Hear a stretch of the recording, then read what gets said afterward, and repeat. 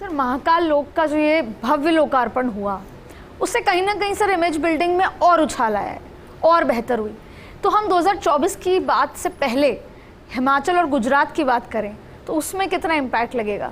देखिए, वो तो मैंने आपसे कहा ना, वो तो रास्ता है चॉइस तक पहुंचने का। एक तरह से जब चॉइस ही सामने दिख रहा है तो 2023 का तो कोई इशू मुझे दिखता नहीं। हिमाचल और आप बात करते हैं गुजरात की, आई थिंक स्वीप है। हमारा जो आकलन है उसमें हिमाचल में जो है 45 सीट्स और 21 सीट जो हैं कांग्रेस के खाते में जा रही हैं, मतलब क्लीन स्वीप है। अभी 68 में से अभी जो हैं 44 सीट्स हैं बीजेपी के पास जो हैं। तो कोई ऐसा इशू मुझे समझ में नहीं आता कि हिमाचल में किसी तरह का कोई संकोच है, भाजपा की वापसी में कोई बात है। जहाँ तक मुख्यमंत्री का सवाल है अगले का, तो देखिए वो तो दो लोग तय करते हैं, अमित शाह नरेंद्र मोदी तय करेंगे।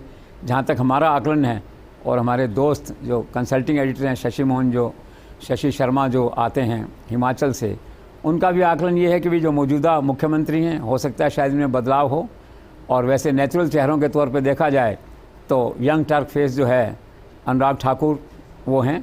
आप देखिए कितना अच्छा बोलते हैं, कितनी नफीतुली भाषा में बोलते हैं, नेचुरल बोलते हैं, कोई एलिगेशन नहीं, कोई आरोप नहीं उन पे जो है।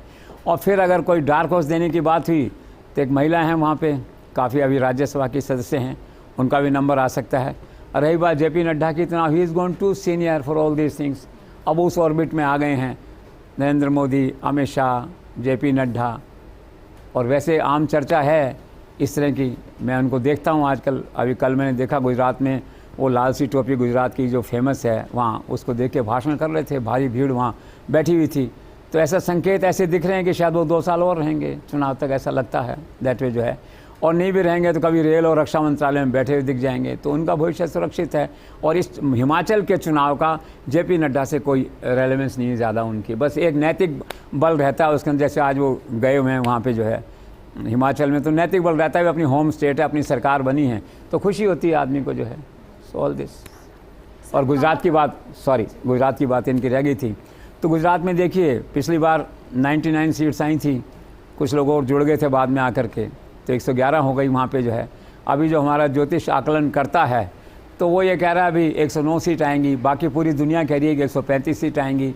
तो मैं कहता हूँ चलो 109 भी आ जाएंगी, 10-11 तो और लोग आ ही जाते हैं निर्दलीय, और ये तब भी 120 सीट के साथ 125 के साथ में भाजपा की सरकार क्लीन दिख रही है वहाँ पे जो है।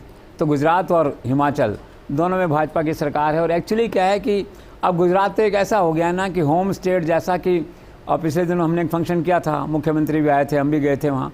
तो नरेंद्र मोदी तो एक कैंपेन है, मतलब कहना चाहिए एक वो है, एक तूफ़ान है और एक श्योर शॉट है गुजरात के अंदर। मतलब एक्चुअल में तो गुजरात के कई लोग कहते हैं चुनाव क्यों करा रहे हो, हमें तो आपको बनाना है प्रधानमंत्री, आपको वोट देना है, लेकिन क्या करो, लोकतंत्र है, चुनाव प्रक्रिया है, करना पड़ता है। तो नरेंद्र मोदी की लोकप्रियता की, और अमित शाह जाते हैं वहाँ पे, बहुत जाते हैं। जो ग्रास रूट का मैकेनिज्म है अमित शाह के हाथ में ये।